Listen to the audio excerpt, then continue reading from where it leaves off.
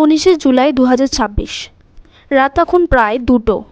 আসামের শিবসাগর জেলার একটি ছোট্ট গ্রাম। সারাদিন বৃষ্টি হলেও রাতটা হয়তো অন্য দিনের মতোই কাটবে, এমনটাই ভেবেছিলেন গ্রামের মানুষজন। কিন্তু কয়েক মিনিটের মধ্যেই সব কিছু বদলে গেল। চারিদিক থেকে শুধু একটা চিৎকার ভেসে আসতে লাগলো, জল ঢুকে গেছে, সবাই বেরিয়ে আসো। ঘুম ভেঙে মানুষ দেখল ঘরের ভিতরে ইতিমধ্যেই জল ঢুকে পড়েছে। কেউ নিজের শিশুকে কোলে নিয়ে দৌড়াচ্ছে, কেউ বৃদ্ধ বাবা মাকে ধরে নিরাপদ জায়গায় পৌঁছানোর চেষ্টা করছে। কারো হাতে সময় ছিল না ঘরের দরজায় তালা লাগানোর, কারো সুযোগই হয়নি জীবনে কষ্ট করে গড়ে তোলা জিনিসপত্রগুলি নিয়ে বেরোনোর। কয়েক ঘন্টা আগেও যে বাড়িতে রাতের খাবার খেয়ে সবাই নিশ্চিন্তে ঘুমিয়েছিল, সেই বাড়িগুলো একে একে নদীর স্রোতে ভেঙে পড়তে শুরু করলো। ভোর হতে না হতেই মানুষ বুঝতে পারল তাদের পুরো জীবনটাই যেন এক রাতের মধ্যে বদলে গেছে। মাত্র 1 ঘন্টার মধ্যেই প্রায় 200টি পরিবারের বসতি প্রায় নিশ্চিহ্ন হয়ে যায়। যে রাস্তায় প্রতিদিন শিশুদের হাসির শব্দ শোনা যেত, সেখানে শুধু কাদা, ভাঙা ঘরের কাঠ আর অসহায় মানুষের কান্না। এই দৃশ্যগুলো শুধু আসাম নয়, পুরো দেশকে স্তব্ধ করে দিয়েছিল। কিন্তু প্রশ্ন হলো, কিভাবে একটি রাত এত মানুষের জীবন বদলে দিল? কেন প্রতি বছরই আসামকে এমন ভয়াবহ বন্যার মুখোমুখি হতে হয়? আজকের এই ডকুমেন্টারিতে আমরা জানব সেই রাতের প্রতিটি ঘটনা, সেই মানুষগুলোর লড়াই, আর এমন এক সত্য যা হয়তো আমাদের অনেকেরই অজানা। অনেকের মনেই প্রায় একটা প্রশ্ন আসে, কেন প্রায় প্রতি বছরই আসামে এত ভয়াবহ বন্যা হয়? এর উত্তর লুকিয়ে আছে আসামের ভৌগোলিক অবস্থানে। ভারতের উত্তর পূর্বে অবস্থিত আসাম রাজ্যটির মাঝখান দিয়ে প্রবাহিত হয়েছে ভারতের অন্যতম বৃহত্তম নদী ব্রহ্মপুত্র। শুধু এই একটি নদী নয়, পাহাড় থেকে নেমে আসা 50টিরও বেশি বড় ও মাঝারি নদী এসে ব্রহ্মপুত্রে মিশেছে। বর্ষাকালে অরুণাচল প্রদেশ, ভুটান এবং মেঘালয় পাহাড়ে যখন টানা ভারী বৃষ্টি হয়, তখন সেই বিপুল পরিমাণ জল খুব দ্রুত নেমে আসে আসামের সমতল ভূমিতে। এখানেই তৈরি হয় বড় সমস্যা। আসাম মূলত একটি বিস্তীর্ণ নদী উপত্যকা, চারপাশে পাহাড়, মাঝখানে সমতল ভূমি। ফলে পাহাড় থেকে নেমে আসা জল একসঙ্গে ব্রহ্মপুত্রে জমা হয়। যখন নদী এত জল বহন করতে পারে না, তখন তার দুই তীর ছাপিয়ে গ্রাম, শহর, রাস্তা ও কৃষি জমিতে ছড়িয়ে পড়ে। শুধু তাই নয়, বছরের পর বছর ধরে ব্রহ্মপুত্র নদে প্রচুর পলি জমে নদীর তলদেশ অনেক জায়গায় উঁচু হয়ে গেছে। ফলে আগের তুলনায় নদীর জল ধরার ক্ষমতা কমে গেছে। একটু বৃষ্টি হলেই নদী উপচে পড়ে। এর সঙ্গে যোগ হয়েছে জলবায়ুর পরিবর্তনের প্রভাব। সাম্প্রতিক বছরগুলোতে উত্তর পূর্ব ভারতে অল্প সময়ে অতি ভারী বৃষ্টির ঘটনা বেড়েছে।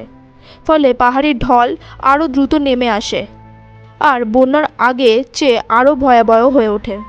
এই কারণেই আসামের মানুষ প্রতি বছর বর্ষায় শুধু বৃষ্টির শব্দ শোনে না, তারা অপেক্ষা করেন এবারও কি তাদের ঘরবাড়ি জলের নিচে তলিয়ে যাবে।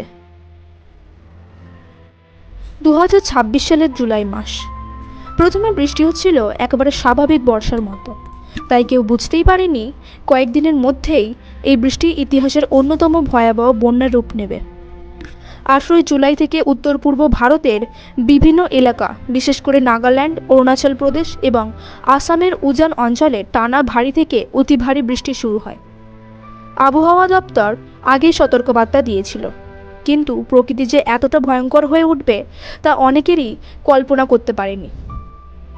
পাহাড়ে যত বৃষ্টি বাড়ছিল, ততই সেই বিপুল পরিমাণ জল নেমে আসছিল ব্রহ্মপুত্র ও তার শাখা নদীগুলোতে। নদীর জল অস্বাভাবিক দ্রুত গতিতে বাড়তে শুরু করে। একের পর এক নদী বিপদসীমা অতিক্রম করে। এরপর শুরু হয় আসল বিপর্যয়। প্রবল স্রোতে নদীর বাঁধ ভেঙে জল ঢুকে পড়ে গ্রাম, শহর, কৃষিজমি এবং রাস্তার ওপর। অনেক জায়গায় মানুষ সকালে ঘুম থেকে উঠে দেখেন বাড়ির উঠোন জলে ডুবে গেছে। কয়েক ঘন্টার মধ্যেই সেই জল ঘরের ভিতরে ঢুকে পড়বে।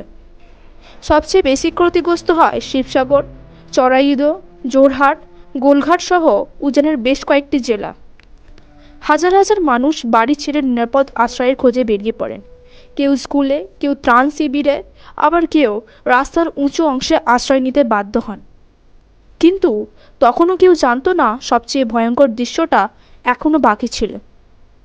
মাত্র কয়েক ঘন্টার মধ্যেই শিবসাগরে একটি পুরো গ্রাম প্রায় নদীর গর্ভে বিলীন হয়ে যায়, আর সেই দৃশ্য কাঁদাবে পুরো দেশকে।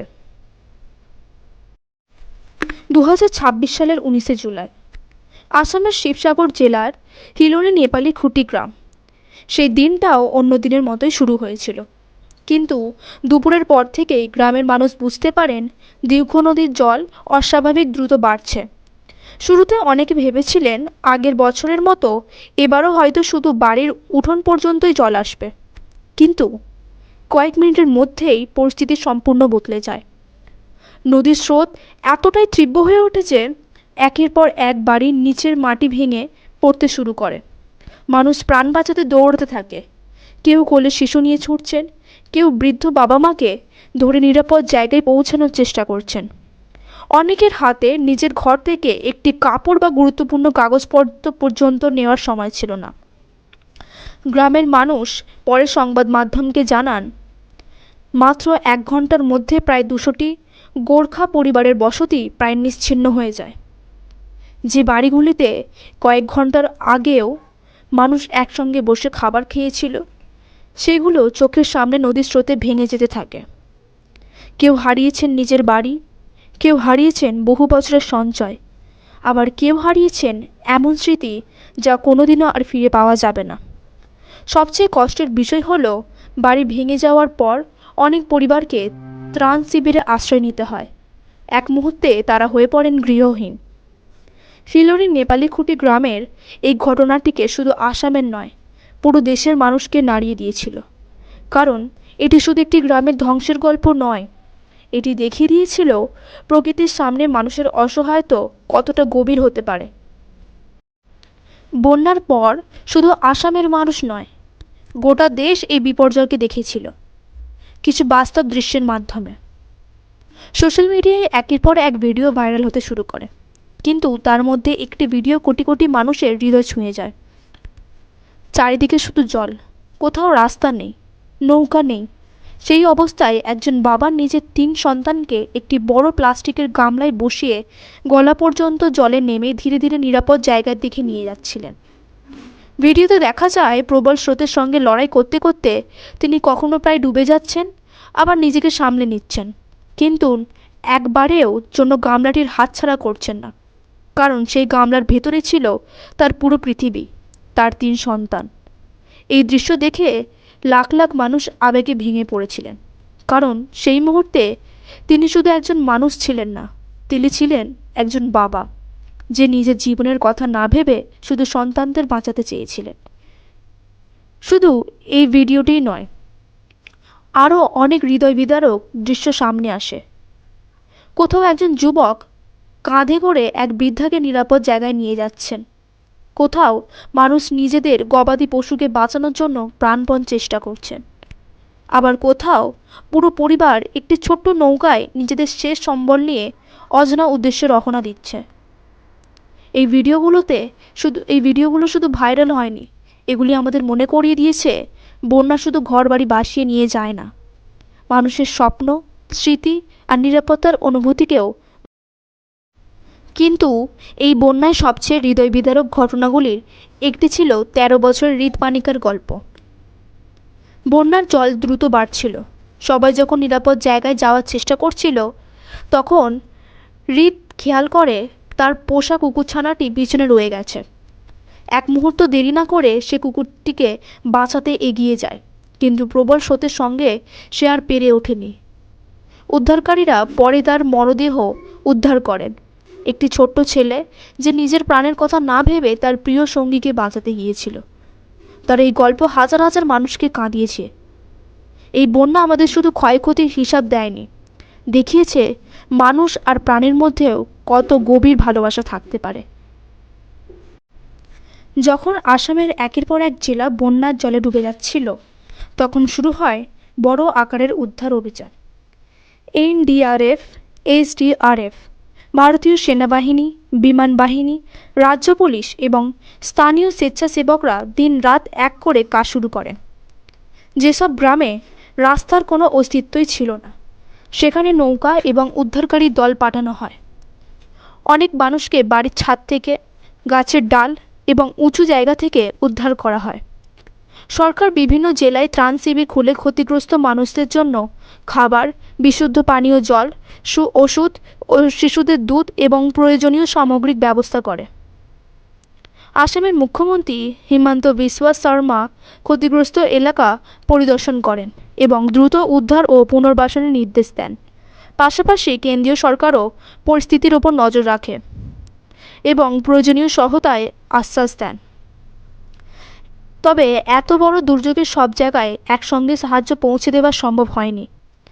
অনেক দুর্গম গ্রামের মানুষ অভিযোগ করেন কয়েকদিন ধরে তারা পর্যাপ্ত খাবার, বিশুদ্ধ পানীয় জল এবং ওষুধ পাননি। বিদ্যুৎ বিচ্ছিন্ন থাকায় বহু পরিবার অন্ধকারে দিন কাটিয়েছে, আর মোবাইলে নেটওয়ার্ক না থাকায় অনেকেই নিজেদের স্বজনের সঙ্গে যোগাযোগ করতে পারেননি। তবে এই দুর্যোগে আরেকটি বিষয় সবাইকে আশা দেখিয়ে দিয়েছিল। সাধারণ মানুষ একে অপরের পাশে দাঁড়িয়েছিলেন। কেউ নিজের নৌকা নিয়ে উদ্ধার কাজে নেমেছেন, কেউ ত্রাণ সংগ্রহ করেছেন, আবার কেউ নিজের বাড়ির দরজা খুলে আশ্রয় দিয়েছেন সম্পূর্ণ অপরিচিত মানুষকে। প্রকৃতির এই ভয়াবহ বিপর্যয় আবারও প্রমাণ করে দিয়েছে।